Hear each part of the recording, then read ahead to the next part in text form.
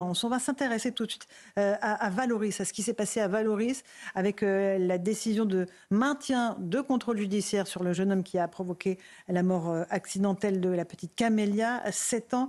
On va voir que le papa de la petite fille est désespéré de cette décision. Et on va d'abord entendre les explications de Célia Barotte sur cette décision de justice. Célia. La chambre d'instruction de la cour d'appel d'Aix-en-Provence a confirmé le choix du juge des libertés et de la détention de placer sous contrôle judiciaire Matteo B. Dans son arrêt, la cour relève que les éléments essentiels ont déjà été recueillis, comme les images de vidéosurveillance, les témoignages, et que le jeune mis en examen pour homicide involontaire ne peut pas interférer sur l'exploitation de ces éléments. Pour les magistrats, il n'est pas démontré qu'il est en capacité de réitérer les faits, ni d'exercer des pressions sur les témoins. La Cour a tout de même reconnu le trouble à l'ordre public causé par ce drame, mais la volonté de mettre fin à ce trouble ne peut pas motiver une détention provisoire en matière correctionnelle. Enfin, pour rappel, le contrôle judiciaire sous lequel est placé Matteo B lui impose plusieurs obligations, comme celle de pointer au commissariat d'Antibes toutes les 2 semaines, de ne pas quitter les Alpes-Maritimes, de ne pas se rendre à Valoris. Le jeune homme a également l'interdiction de conduire tout véhicule terrestre à moteur. Son permis de conduire lui a été retiré. Merci beaucoup Célia Barotte. C'est la décision de la justice, Rodi Mana, contrôle judiciaire et pas mise en détention, alors que c'était le parquet de Grasse qui avait demandé cette mise en détention pour ce jeune homme de 19 ans. Tout à fait. Les magistrats, ils se sont... vous savez, pour la détention provisoire, il y a plusieurs cadres, effectivement. Célia l'a bien dit. Le seul qui peut être retenu, c'est le trouble à l'ordre public. Ils n'ont pas considéré qu'il était suffisant pour le placer en détention. Après, il faut se placer à la place du papa. Il a perdu une petite de 7 ans sur, avec un individu qui a fait n'importe quoi sur sa moto. Il faut se dire les choses. C'est pas un accident. Dit la roue arrière était involontaire, j'ai rien pu faire pour éviter l'accident. S'il roulait normalement, l'accident n'aurait pas eu lieu. Donc ça, quand même, c'est une grosse faute qui a provoqué un drame absolu. Donc je comprends la famille, je comprends l'émotion même d'un pays. Mais les magistrats ont décidé de rester dans leur cadre. C'est leur choix. Alors on va écouter le papa de Camélia, il était sur notre antenne cet après-midi. Évidemment, il dit sa colère. Écoutez-le. Aujourd'hui, on me dit, c'est pas un danger. On le laisse en liberté. D'accord. Ma fille, elle est enterrée. Ce que j'ai espéré aujourd'hui de la justice, c'est de limiter déjà ces dégâts en attendant que la loi change.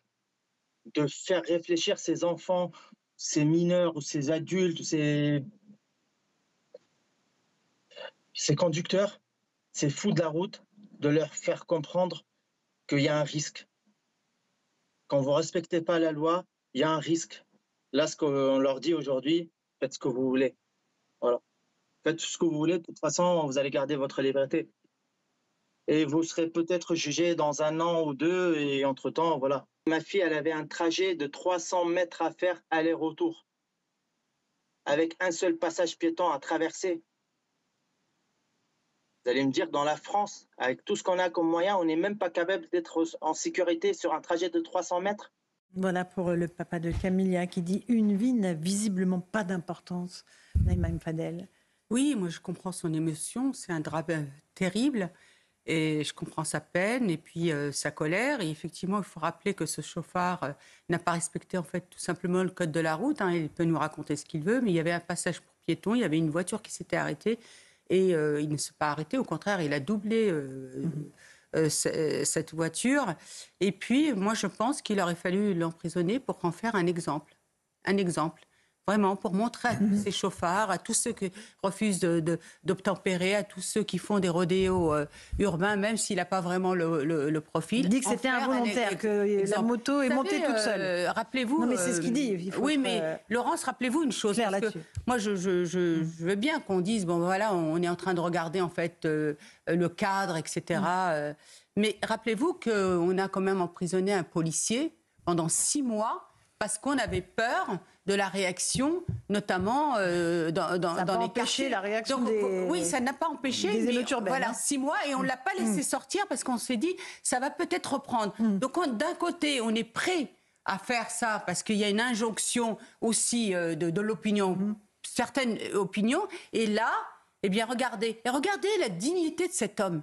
Bien sûr, de ce père qui dit, voilà, en fait, on n'envoie aucun signal, Louis de Ragnel. On envoie le signal. Après, voilà, les juges ont décidé en conscience. Alors, non, mais encore une fois, le débat garçon juridique, avait des garanties de représentation. Nous, on n'a pas le dossier. Voilà, en fait, je ne rentre même pas dedans.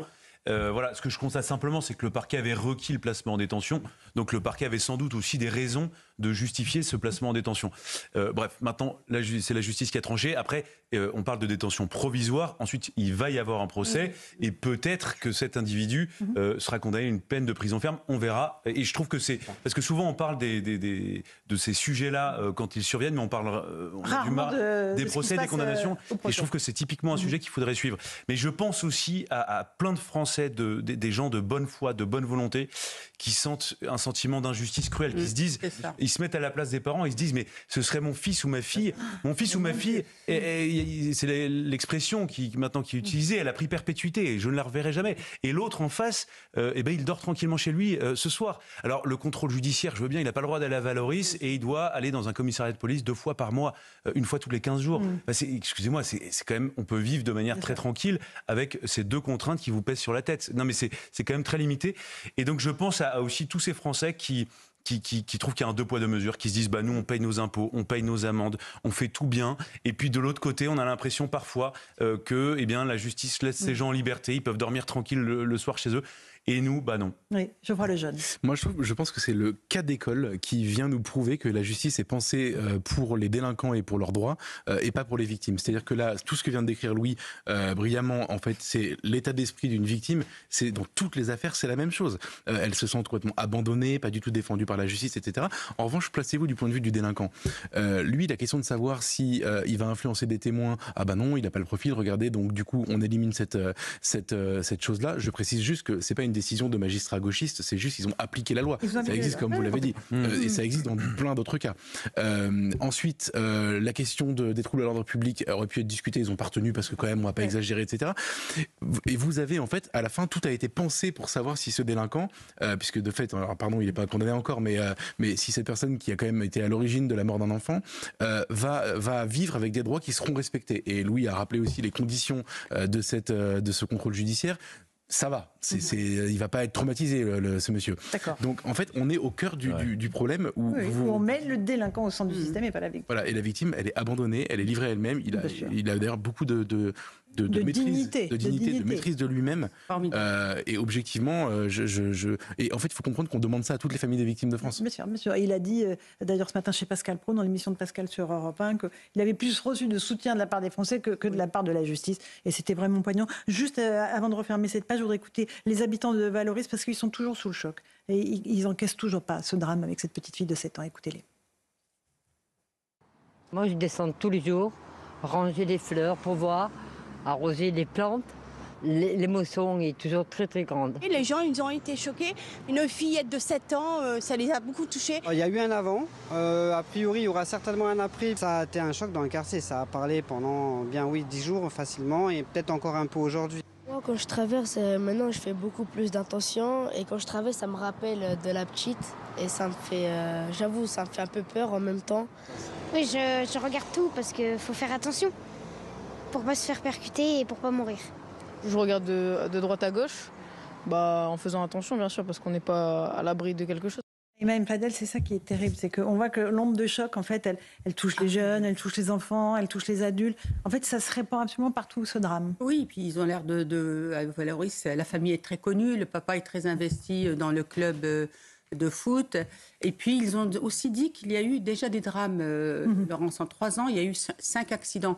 Il y a aussi la question, alors je me permets de l'aborder, je sais que la dernière fois... On a eu des débats houleux avec Naïma sur ce sujet. Oui, parce que la dangerosité de cet endroit. Oui, voilà. Non, mais il est connu aussi pour être... Mais Naïma pense qu'il faut mettre la faute, c'est les panneaux de signalisation. Moi, je pense que le problème, c'est cette personne qui fait n'importe quoi. Ce que je veux dire par là, tu as vu, vous avez vu ce que j'ai dit tout à l'heure, mais voilà, mais ce drame-là nous montre combien, heureusement, et vous savez ce qu'il a dit le papa aussi, c'est qu'heureusement qu'il a eu tous ses voisins qui sont venus le soutenir. Voilà, et ça c'est extrêmement important.